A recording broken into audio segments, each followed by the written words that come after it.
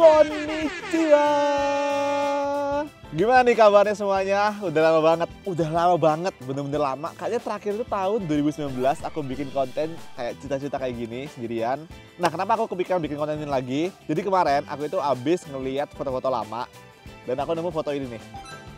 Ini adalah foto aku sama keluarga aku tahun 2017 ke Disneyland Tokyo. Ada aku, papa, mama, Jesse, dan Bang Ian berlima. Nah, pas aku ngeliat foto ini, aku jadi flashback dan keinget sebuah perjuangan yang ingin aku ceritakan kepada kalian hari ini. What's up, Jerome? Halo. Oke, there you are.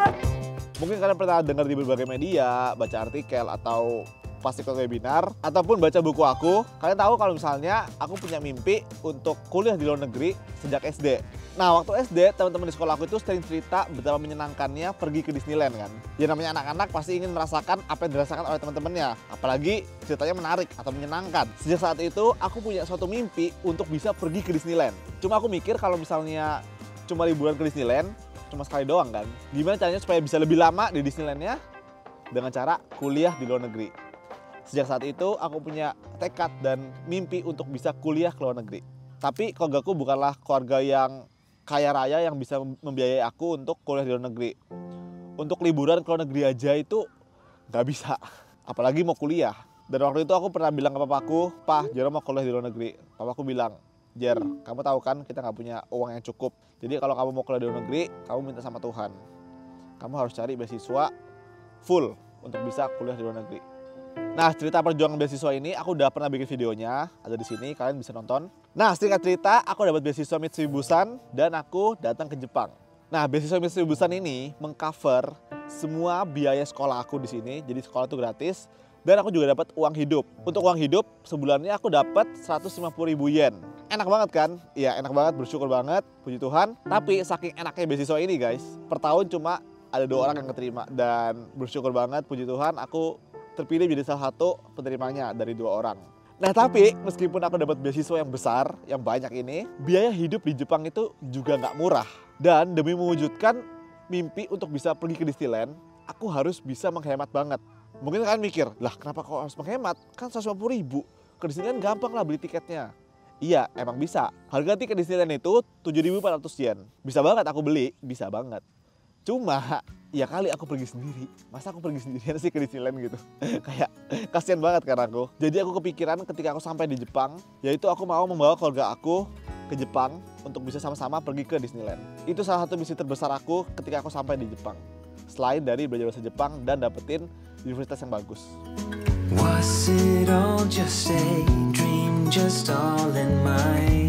Nah, aku kan sampai di Jepang itu September 2016. Aku tinggal di asrama waktu sekolah bahasa Jepang. Untuk asramanya per bulan aku keluar 30.000 yen. Nah, terus berikutnya untuk internet dan SIM card ya. Jadi waktu itu ada beberapa perusahaan HP datang ke sekolah. Mereka menawarkan banyak promo, tapi promo yang ditawarkan itu adalah beli HP plus dapat SIM card gitu. Ada sih cuma promo SIM cardnya doang, tapi nggak dapat nomor. Jadi nomornya itu kayak nomor nggak resmi gitu loh. Cuma dapat pakai internet gitu. Nah, aku demi menghemat ya. Semua teman-temanku pada beli HP baru, iPhone waktu itu. Aku masih pakai HP bawa dari Indonesia dan aku memutuskan untuk cuma beli pakai internet. Dan pakai internet yang aku beli itu yang paling murah. Cuma dapat 3 GB per bulan. 3 GB. Jadi aku sebisa mungkin pakai WiFi. Kalau misalnya aku keluar, sebisa mungkin aku gak pakai paketan pokoknya. Aku airplane mode. Jadi kalau di kereta gitu ya aku dengar musik aja gitu. Aku nggak nge-scroll sosial media, aku lebih ke belajar. Terus nanti kalau dapat wifi atau di rumah baru HP-an lagi. Kalau misalnya udah urgent atau darurat gitu, baru aku pakai paket. Soalnya 3 GB doang. Demi menghemat. Terus berikutnya biaya makan. Di Jepang itu ya yang paling murah lah. Misalnya kita makan apa ya, Sukiya atau Yoshinoya gitu, per kali makan itu paling enggak ya 500 sampai 700 yen. Dan itu mahal buat aku. Kalau misalnya kita sehari makan 3 kali, itu 1.500 lah. Sebulan artinya 45.000. Mahal banget kan. Jadi sejak aku datang ke Jepang, itu aku tiap hari, entah aku masak, atau aku beli nugget, sosis yang grosiran gitu, yang murah banget. Dan tiap hari, aku makan tuh kalau nggak 1 atau 2 nugget sekali makan. Nasinya banyak, 1 nugget, jadi aku potong kecil-kecil gitu. Sosis juga aku potong kecil-kecil, aku makan. Segitunya untuk menghemat. aku makan di luar mungkin cuma hari Minggu ketika aku habis ibadah, terus pulang ibadah sama teman-teman ngumpul makan di luar gitu. Pokoknya hampir tiap minggu seperti itu kehidupanku. Terus selain itu ada air juga. Jadi air di Jepang itu kalau misalnya yang beli mineral, yang botolan itu 100 yen. Ya sebenarnya murah sih gitu. Gak ada apa-apanya dibanding uang beasiswa, tapi karena aku ngomong hemat, akhirnya aku lebih memilih untuk minum air keran. Dan kalau misalnya mau keluar pun, aku pasti bawa botol yang isinya air keran juga, gratis gitu. Kalau ada yang gratis, kenapa enggak gitu kan. Prinsip mahasiswa. Nah, selain itu cara menghematku adalah nggak potong rambut di luar. Jadi aku sama teman aku patungan beli alat cukur sama gunting. Jadi kita cukur-cukur sendiri. Untuk setahun ya, selama aku di Jepang, aku nggak pernah potong rambut di luar, nggak pernah ke salon. Bener-bener cuma potong pakai seadanya itu, pakai skill seadanya juga gitu. Dan aku juga pernah botak kan, gara-gara salah potong, akhirnya yaudahlah botak aja. Itu botaknya karena kecelakaan sih, kecelakaan motong. Sampai segitunya guys. Nah terus cara lainku adalah aku lebih banyak jalan daripada naik kereta.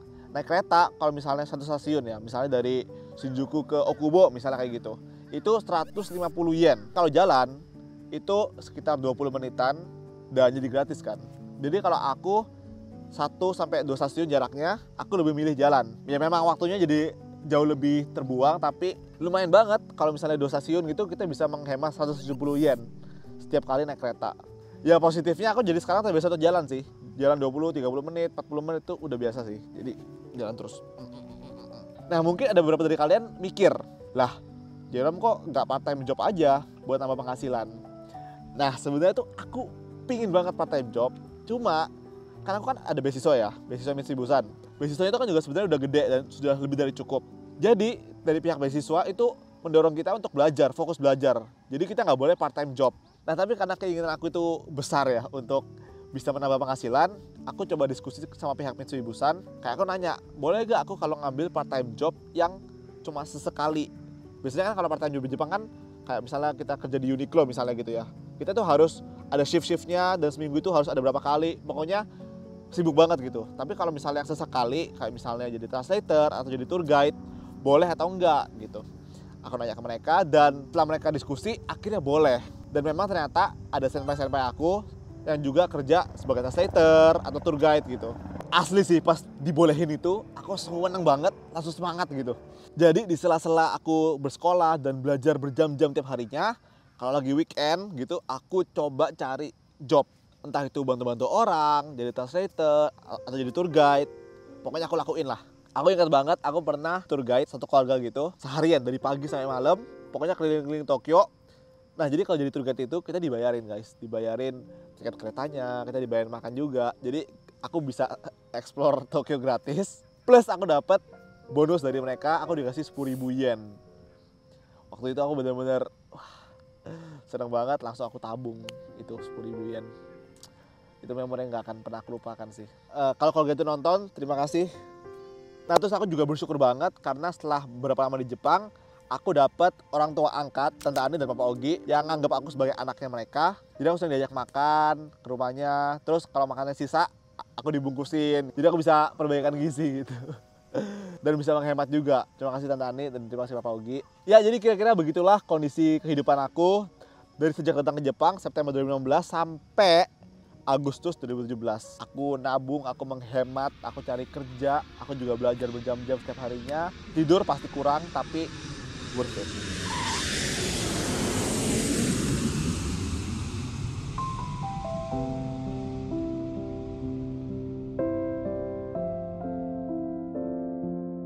Agustus 2017, di Jepang Agustus itu libur musim panas, Natsuyasumi.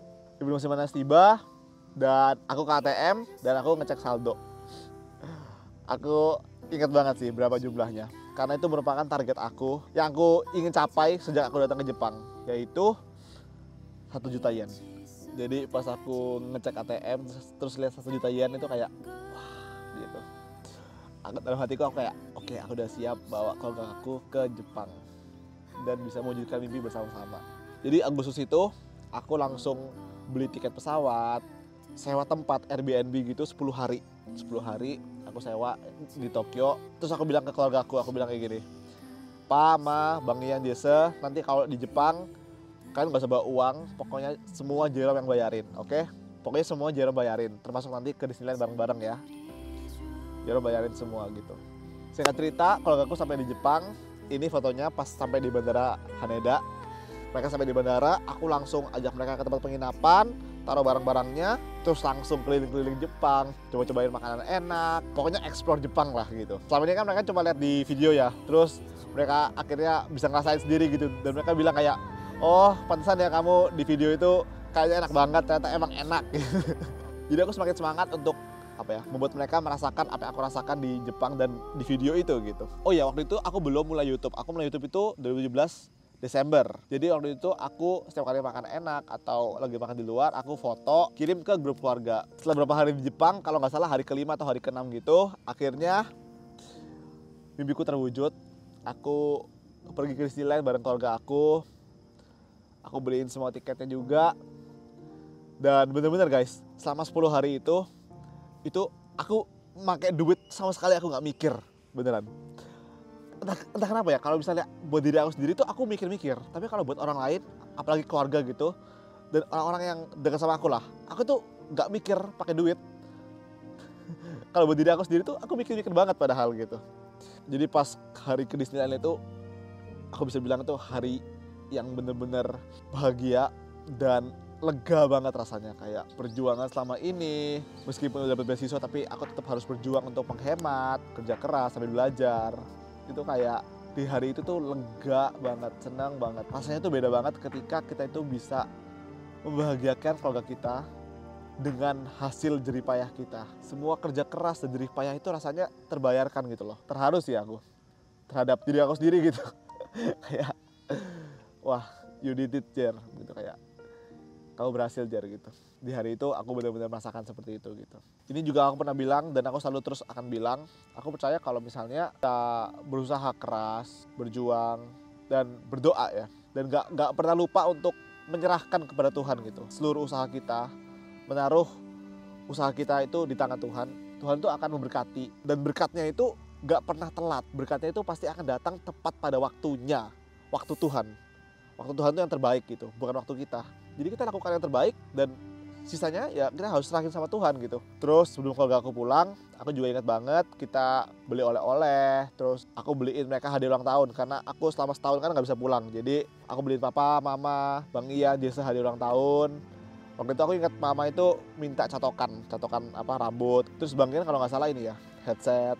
Pokoknya aku beliin mereka semua lah hadiah ulang tahun, oleh-oleh gitu. Dan satu hal yang aku ingat banget dan yang bikin aku terharu juga selain yang Disneyland itu adalah sebelum mereka pulang, aku menarik hampir semua dari tabungan aku, terus aku kasih ke mamaku.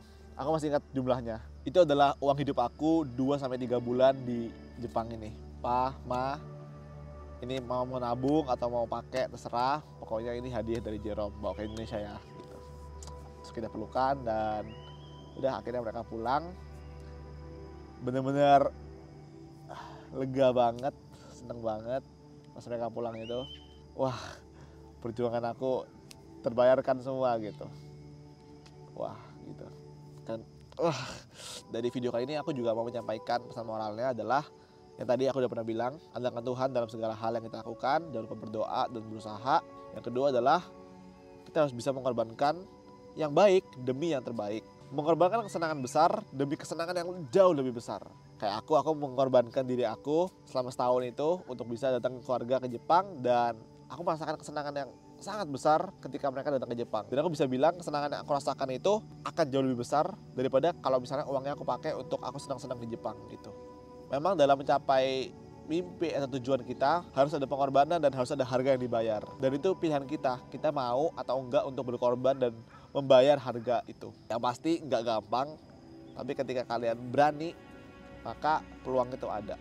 Oh ya, satu lagi, abis aku flashback ngeliat foto-foto zaman dulu, aku jadi keinget sekarang aku bisa sampai sini, itu benar-benar berkat Tuhan sih. Dan di kesempatan kali ini aku juga mau berterima kasih banyak buat kalian semua. Tanpa kalian semua, tanpa dukungan dan doa-doa kalian, gak mungkin Jerome, seorang pelajar rantau biasa ini, bisa sampai titik ini gitu.